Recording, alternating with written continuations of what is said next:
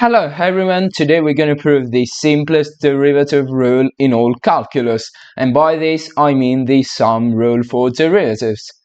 This rule states that the derivative of a sum equals the sum of the derivatives of those two functions. And now we're going to prove it, knowing that f of x and g of x are continuous over the entire domain. So how can we do it? First of all, let, for example, t of x be equal to f of x plus the function g of x. Now what we are trying to find is the derivative of t of x.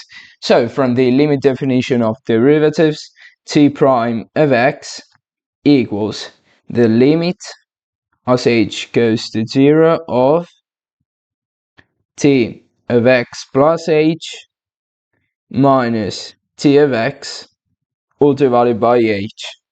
As you can see here, our function t of x is just the sum of f of x and g of x, so we can replace them in this limit. So this equals the limit as h goes to 0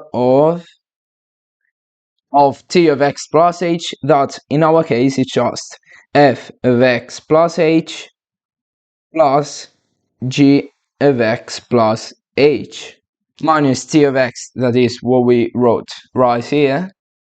So minus f of x plus g of x all divided by h. Okay, so this equals the limit as h goes to 0 of f of x plus h plus g of x plus h minus f of x minus g of x all divided by h.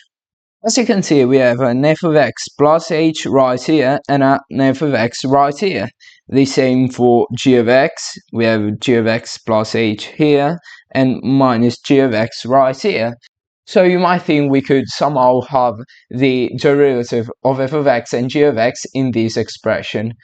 So we can rewrite this limit as the limit as h goes to 0 of f of x plus h minus f of x plus g of x plus h minus g of x all divided by h. Okay, so this is what we got. But now, using the properties of limits, we can split these limits into separate limits, because we know that the limit of a sum is the sum of the limits. So let's do it. This equals the limit as h goes to 0 of f of x plus h minus f of x all divided by h plus the limit as h goes to 0 of g of x plus h minus g of x all divided by h. And guess what? What is this? This is the limit definition of derivatives of the function f of x. And we have the same thing for the function g of x. So we conclude that the derivative of f of x plus g of x is just the derivative of f of x, so f prime of x, plus the derivative of g of x, that is just g prime of x. As I told you at the beginning of the video, this is very easy to prove. And if you would like to see another video, for example about the proof of the chain rule, let me know it in the comments. If you enjoyed this video, leave a thumbs up, share it with your friends, and if you haven't subscribed yet, please subscribe to my channel. Until next time, bye.